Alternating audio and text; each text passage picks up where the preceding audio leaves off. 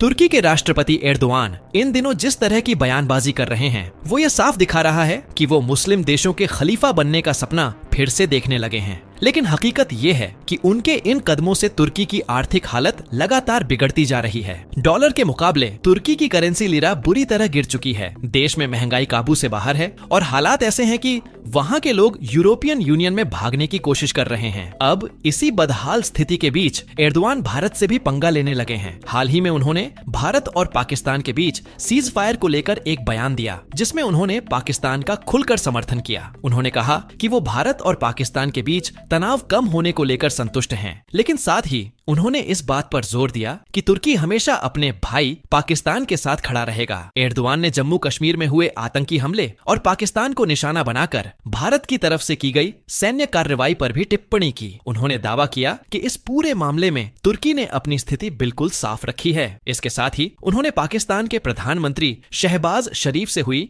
अपनी बातचीत को महत्वपूर्ण बताया और पाकिस्तान के धैर्य की सराहना भी की। ये बयान उस वक्त आया है जब भारत इंटरनेशनल लेवल पर अपनी कूटनीतिक स्थिति मजबूत कर रहा है और दुनिया के 70 से ज्यादा देशों को लेकर एक अहम सैन्य ब्रीफिंग भी की गई है, जिसमें सुरक्षा और आतंकवाद से जुड़ी कई गंभीर जानकारियां साझा की गयी। साथ ही विदेश मंत्री एस जयशंकर की सुरक्षा को लेकर भी कुछ नई व्यवस्थाएं लागू की गई हैं, क्योंकि भारत सरकार को एर्दोआन जैसे नेताओं के बयानों को सिर्फ शब्दों का खेल नहीं बल्कि रणनीतिक संकेत के तौर पर देखना आता है। एर्दोआन ने अपने हालिया बयान में यह भी कहा कि वो एक फ्रेंडली वार्निंग देना चाहते हैं कि अब कोई उकसाने वाली हरकत दोबारा न की जाए। उन्होंने भारत का नाम नहीं लिया, लेकिन उनका इशारा साफ था। दरअसल पाकिस्तान ने भारत पर आरोप लगाया है कि उसने मिसाइल अटैक करके हालात बिगाड़े। उसी संदर्भ में एर्दोआन ने ये दोस्ती वाली चेतावनी दी है। ये बयान दिखाता है कि तुर्की अब भारत को सीधे तरीके से घेरने की कोशिश कर रहा है, लेकिन डिप्लोमेटिक भाषा में। इसके बाद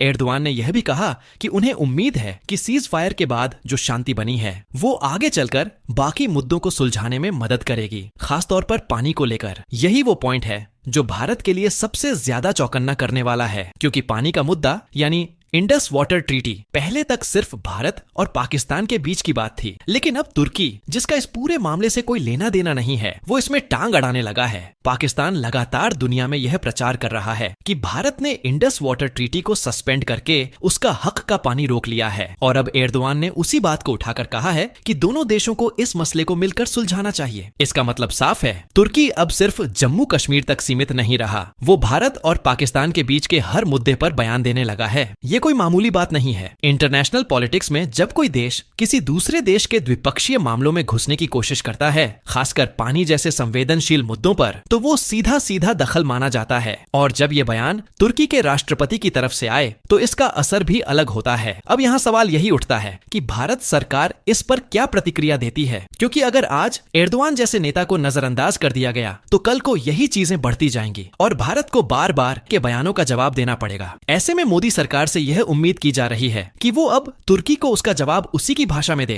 ताकि आगे से कोई भी देश भारत के घरेलू या द्विपक्षीय मामलों में इस तरह से दखल देने की हिम्मत न करे। भारत पाकिस्तान के बीच जो हालिया मिलिट्री टकराव हुआ, उसमें पाकिस्तान ने टर्की के बनाए हुए ड्रोन और हथियारों का जमकर इस्तेमाल किया। टर्की के खामी ड्रोन, आर्म ड्रोन और कुछ मिसाइल सिस्टम पाकिस्तान की तरफ से तैनात किए गए थे। हालांकि इनमें से कोई भी भारत को कोई बड़ा नुकसान नहीं पहुंचा सका, लेकिन टर्की की असली मंशा तो अपने हथियारों को प्रमोट करने की थी, और इसी कोशिश में उन्होंने झूठ का सहारा लेना शुरू कर दिया। टर्की का सरकारी मीडिया हाउस टीआरटी वर्ल्ड, जो अंग्रेजी में पूरी दुनिया के लिए टर्किश सरकार का प्रोपेगेंडा फैलाता है, उसने एक के बाद एक फेक न्यूज रिपोर्ट पब्लिश करनी शुरू कर दी। इनमें यह तक दावा किया गया कि पाकिस्तान ने टर्की के हथियारों की मदद से भारत के फाइटर जेट्स गिरा दिए, ड्रोन तबाह कर दिए और भारत की मिलिट्री बेस पर हमला कर दिया। एक भी बात की कोई सच्चाई नहीं थी, लेकिन टर्की के मीडिया ने इन झूठों को इतनी चालाकी से फैलाया जैसे मानो ये सब साबित हो चुका हो। इसी को देखते हुए भारत सरकार ने एक सख्त कदम उठाया। टीआरटी वर्ल्ड का ट्विटर अकाउंट भारत में बैन कर दिया गया।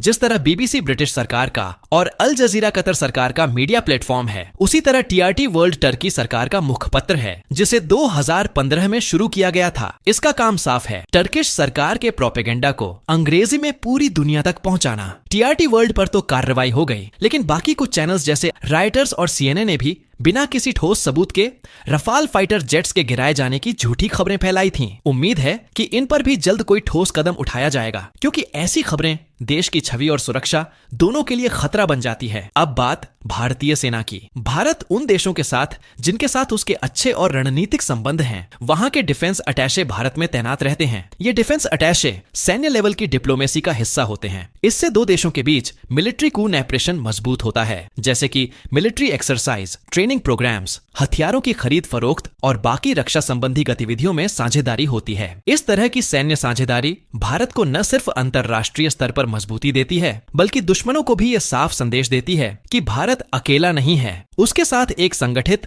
अनुभवी और ताकतवर नेटवर्क खड़ा है। भारत ने सिर्फ राजनयिक ही नहीं, बल्कि अपने डिफेंस अटैचे और सैन्य अधिकारी भी तैनात किए हुए हैं। ये अधिकारी भारत की डिफेंस मिनिस्ट्री और विदेश मंत्रालय की मंजूरी के बाद वहां भेजे जाते हैं। ये लोग उस देश में भारतीय एम्बेसडर को रिपोर्ट करते हैं और साथ ही भारत के इंटीग्रेटेड डिफेंस स्टाफ से भी जुड़े होते हैं। इसका मकसद सिर्फ राजनीतिक रिश्ते नहीं, बल्कि सैन्य और रणनीतिक स्तर पर सहयोग को मजबूत करना होता है। अब ऐसी ही व्यवस्था भारत में भी है, यानी दुनिया के जिन देशों से भारत के सैन्य रिश्ते अच्छे हैं, उन देशों के डिफेंस अटैचे भारत में नियुक्त रहते हैं। और अब जो ताजा खबर सामने आई है वो इसी से जुड़ी है। भारतीय सेना ने पहली बार 70 देशों के डिफेंस अटैचेस को एक साथ बुलाकर एक स्पेशल ब्रीफिंग आयोजित की। ये ब्रीफिंग मिलिट्री लेवल पर हुई और इसका आयोजन खुद भारतीय सेना ने किया, जिसमें डिफेंस इंटेलिजेंस एजेंसी के director general lieutenant general DS Rana ने प्रेजेंटेशन दी। सबसे अहम बात यह थी कि भारत ने इस ब्रीफिंग में साफ कर दिया कि ऑपरेशन का टारगेट सिर्फ और सिर्फ आतंकी ठिकाने थे। इसमें क्रॉस बॉर्डर टेररिज्म से जुड़े ठिकानों को नेस्तनाबूद किया गया और इसके सबूत भी सभी प्रतिनिधियों को दिखाए गए। इस मीटिंग में भारत ने बताया कि कैसे पाकिस्तान की सीमा के अंदर आतंकवादियों के ट्रेनिंग कैंप्स चल रहे थे, कैसे वहां से भारत में घुसपैठ कराई जाती थी और कैसे ऑपरेशन के जरिए इन खतरनाक ठिकानों को खत्म किया गया। साथ ही पाकिस्तान की सेना के 11 मिलिट्री बेस जो इन गतिविधियों को सपोर्ट कर रहे थे, उन्हें भी निशाना बनाया गया। जयशंकर सर का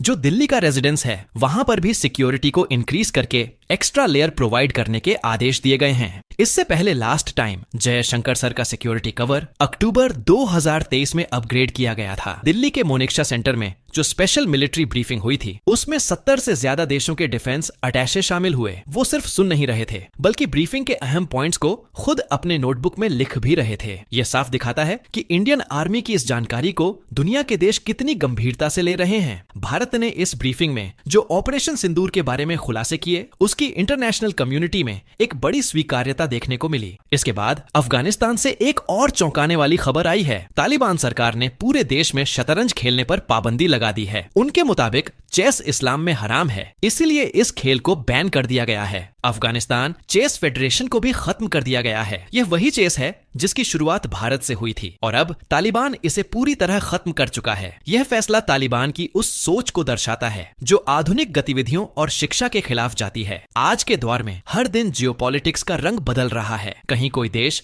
अपने पुराने स्टैंड से पलट रहा है, तो कहीं कोई देश खुलेआम ब्लैकमेलिंग की पॉलिसी अपना रहा है। सब एक दूसरे पर दबाव बनाना चाहते हैं, लेकिन भारत को इन सब के बीच अपनी जगह और ताकत बनाए रखनी है। यही वजह है कि मोदी सरकार हर फ्रंट पर एक्टिव दिखाई देती है, चाहे वो विदेश नीति हो, सुरक्षा हो या वैश्विक रणनीति। हमारे चैनल बाजार विजन का यही मकसद है कि आपको हर जरूरी खबर और उसका सही विश्लेषण मिले, साफ भाषा में, बिना एजेंडा के। और हमारा यह काम तब और मजबूती से आगे बढ़ता है जब आप हमें सपोर्ट करते हैं। तो चैनल को सब्सक्राइब जरूर करें, बेल आइकन दबाएं और वीडियो को लाइक करना ना भूलें। आपका एक छोटा सा सपोर्ट हमारी आवाज को और मजबूत बनाता है।